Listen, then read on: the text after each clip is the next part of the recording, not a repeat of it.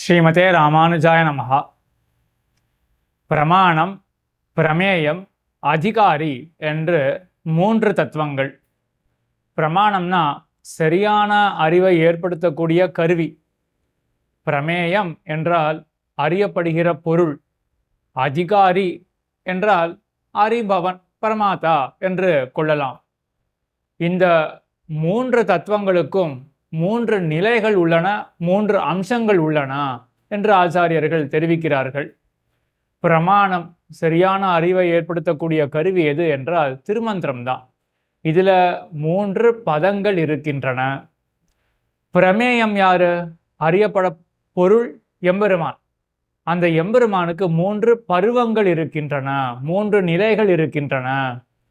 அறியக்கூடிய அதிகாரி யாரு? நாம் தான், ஜீவாத்மா தான். நமக்கு மூன்று ஆகாரங்கள், மூன்று தன்மைகள் இருக்கின்றன. பிரணவம், நமசு, நாராயணாய என்ற மூன்று பதங்கள். அதால் சொல்லப்படக்கூடிய மூன்று தன்மைகள். முதல்ல பிரணவத்தால அனன்யார்க சேஷத்துவம் சொல்லப்படுறது. நாம் எம்பெருமானுக்கே ஆட்பட்டவர்கள் என்ற அந்த தன்மை. நமசாலே அனன்ய சரணத்துவம், எம்பெருமானையே ரக்ஷகனாக, புகழாக, உபாயமாக கொண்டவர்கள் நாம் என்ற அந்த தன்மையை நமஹா என்ற பதம் தெரிவிக்கிறது. நாராயணாய என்ற பதமானது அனன்ய போகத்துவம், அனன்ய போக்யத்துவம். எம்பெருமானையே போக வஸ்துவாக நாம் கொள்ள வேணும் என்று தெரிவிக்கக்கூடியது நாராயணாய என்ற பதம்.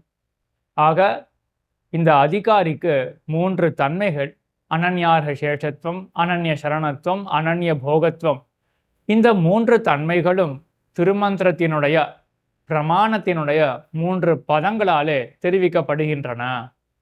இப்படிப்பட்ட மூன்று பதங்களால தெரிவிக்கப்படக்கூடிய ஜீவாத்மாவுடைய சுரூபம் இருக்கு இல்லையா, அதற்கு தொடர்புள்ளதாக பிரதிசம்பந்தி என்று சொல்லுவார்கள். தொடர்புள்ளதாக இருக்கக்கூடியதுதான் பரமாத்மாவினுடைய, பரஸ்வரூபத்தினுடைய மூன்று பருவங்கள், மூன்று நிலைகள்.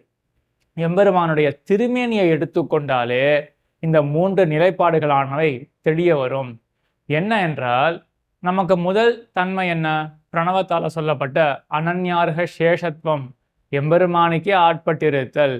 அப்போ நாம் தொண்டர்கள் என்றால் அப்ப எம்பெருமான் சுவாமி தான.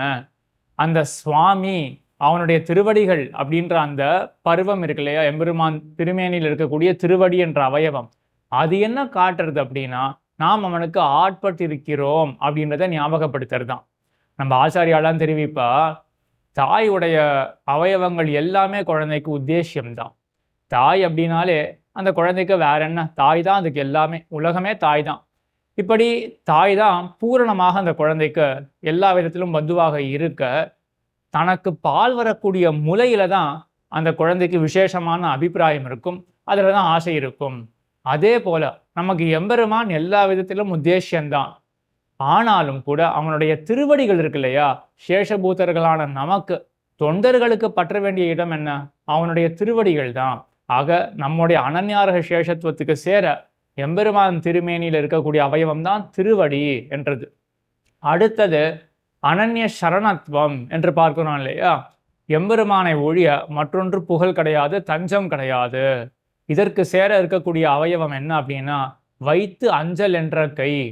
நம்பெருமானை பற்றி வர்ணிக்கும் பொழுது பிள்ளைலோகாச்சாரியர் அருளி செய்கிறார், வைத்து அஞ்சல் என்ற கையும்.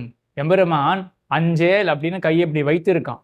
எதற்காக வைத்திருக்கான் அப்படின்னா, சூச்சனம் பண்றான். நான் தான் உனக்கு புகழ், உன்னை ரட்சிக்கக்கூடியவன் நான் தான் அப்படின்னு சூச்சனம் பண்றான் இல்லையா. அப்போ இந்த திருக்கரம், இந்த கையானது என்ன காட்டுறது? எம்பெருமானுடைய அந்த அபயஹஸ்தம் என்ன காட்டுறது? அஞ்சேல் என்று காட்டுறது. நான் தான் உனக்கு புகழ், நீ உனக்கு புகழ் கிடையாது, மற்றவர்களும் புகழ் கிடையாது என்ற நம்முடைய அந்த அனன்ய சரணத்துவன்ற தன்மைக்கு பிரதிசம்பந்தியாக தொடர்புள்ளதாக எம்பெருமானுடைய அவயவம் என்ன இருக்கு? அவனுடைய திருக்கரம், கையானது இருக்கு.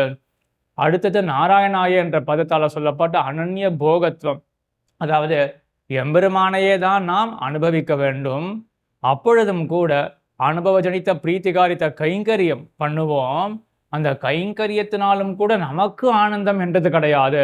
எம்பெருமானுக்கே நாம் போக்கிய வஸ்துவாக இருக்க வேணும். இதுதான் நாராயணாய என்ற பதமானது தெரிவிக்கிறது. இதற்குண்டான அவயவம் என்ன அப்படின்னா, எம்பெருமானுடைய புன்முறுவல். அந்த புன்முறுவல் என்ன காட்டுறது? ஆனந்தத்தை காட்டுறது. ஒருத்தர் எப்போ புன்னகையோட இருப்பார், எப்போ சிரிப்பார்? உள்ளத்துல ஆனந்தம் இருந்தாதான முகத்துல புன்னகையானது வெளிப்படும். ஆக எம்பெருமானுடைய புன்முறுவல் என்ன காட்டுறது? எம்பெருமானுடைய ஆனந்தத்தை காட்டுறது இல்லையா? அதுதானே நமக்கு வேணும். நாராயணாய என்ற பதத்தை கேட்ட உடனே அப்ப எம்பெருமானுக்கு நான் கைங்கரியம் பண்ண வேணும் அப்படின்னு தானே நமக்கு தோணும். அவனுடைய போகத்துக்காக தான் நான் இருக்கேன் அப்படின்னு தானே தோணும். அதற்குண்டான அவயவம் தான் எம்பெருமானுடைய புன்முறுவல் என்று இப்படி பரவஸ்து அதனுடைய அந்த திருமேனியில் இருக்கக்கூடிய 3 பருவங்கள், 3 நிலைகள். திருவடிகள் அது அனன்யார்க சேஷத்துவம், நம்முடைய அனன்யார்க சேஷத்துவத்தை காட்டுறது திருவடிகள். எம்பெருமானுடைய திருக்கரமானது நம்முடைய அனன்ய சரணத்துவத்தை காட்டுறது. எம்பெருமானுடைய புன்முறுவலானது அனன்ய போகியத்துவத்தை காட்டுறது என்றபடி எம்பெருமானுடைய திருமேனியை வைத்துக்கொண்டு 3 அர்த்தங்களை ஆச்சாரியர்கள் சாதித்தார்கள். ஆழ்வார் திருவடிகளே சரணம், எம்பெருமானார் திருவடிகளே சரணம், ஜீயர் திருவடிகளே சரணம்.